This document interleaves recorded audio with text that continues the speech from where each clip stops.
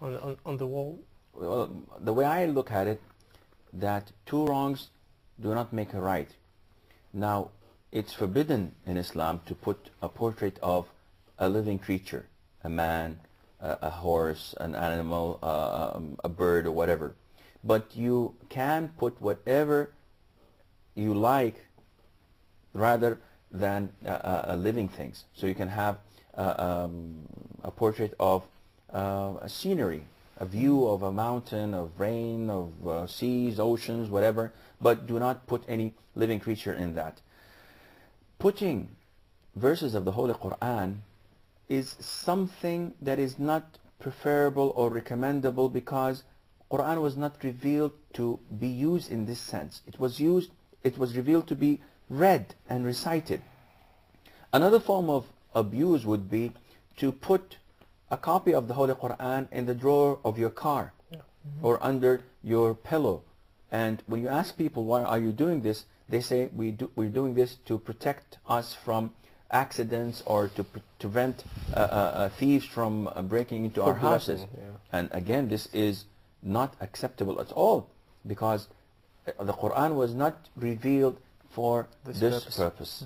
Yeah, but Sheikh, you can put it in your car and you read it constantly, you know what I mean? It depends on the intention. What was your intention for behind putting your copy of the Quran in the drawer of your car? I know a lot of people that dust has a layer on their Quran in the drawer because they've never touched it. 3-4 years and it's there. So why is it there?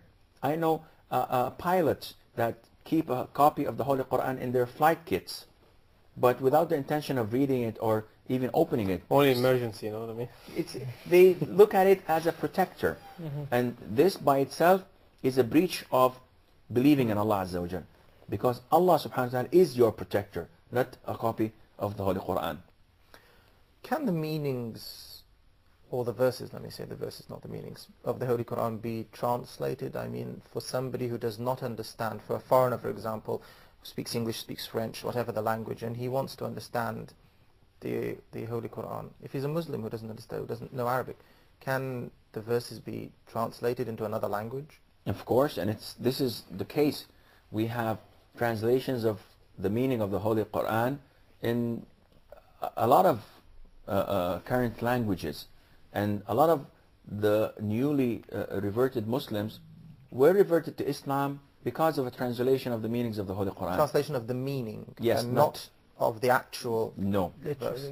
Why do I say translation of the meaning? Because we do not have a translation of the Quran. The Quran was revealed in Arabic, and it will remain in Arabic.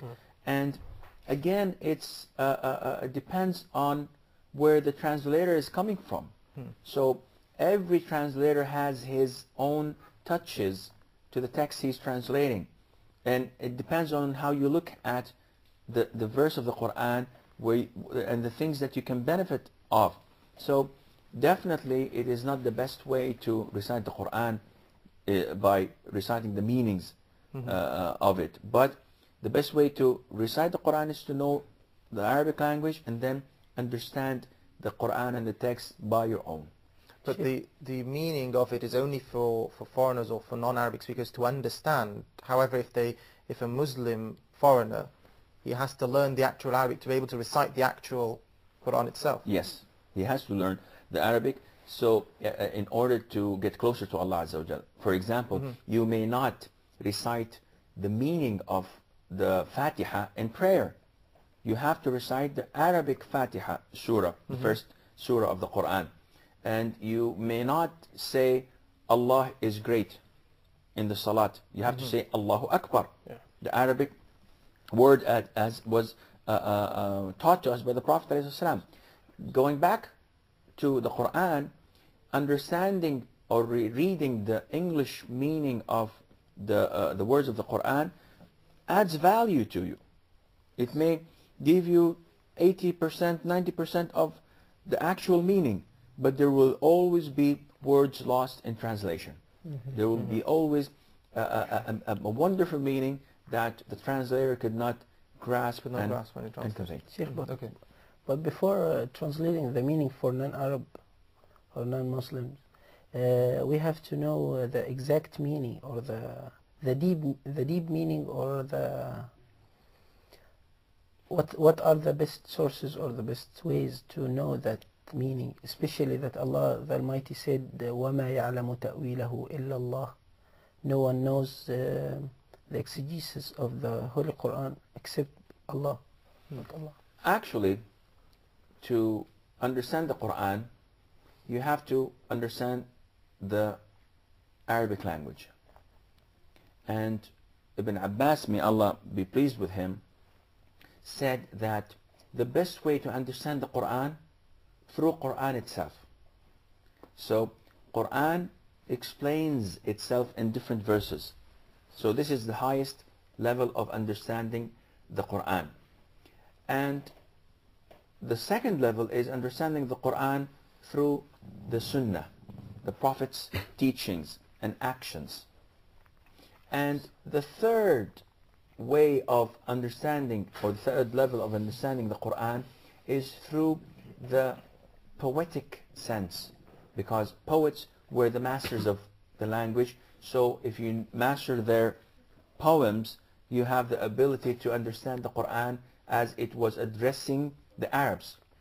And the fourth one, or the fourth level, is normal Arabic. So this is the best way of understanding and reciting the Quran through all these four levels.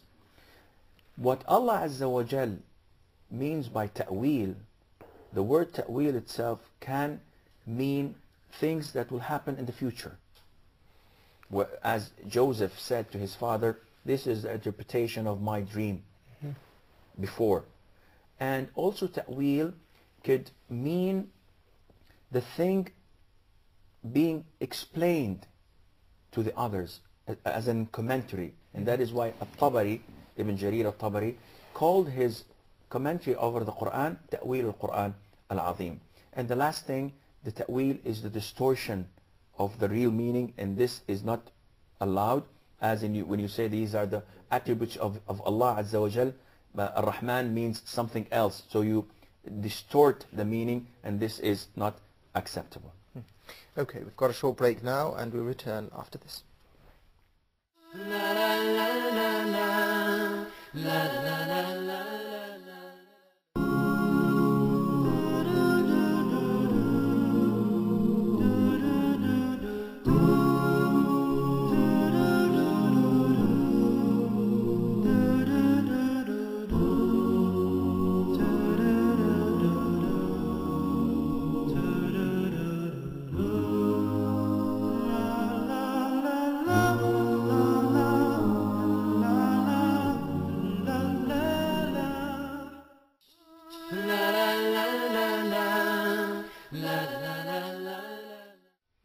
Welcome back.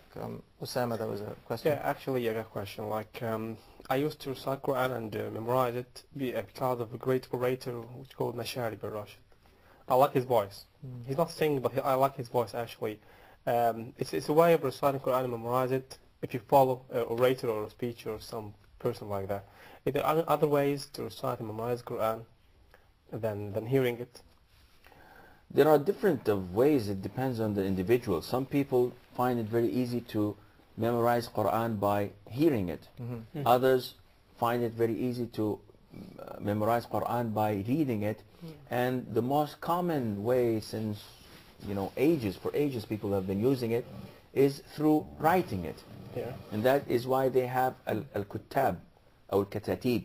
They go, children of early age go and learn how to read and write, and then they recite the Quran and they write it number of times on a board, and then they erase it and write it again and again and again, and this makes your memorizing the Quran very strong.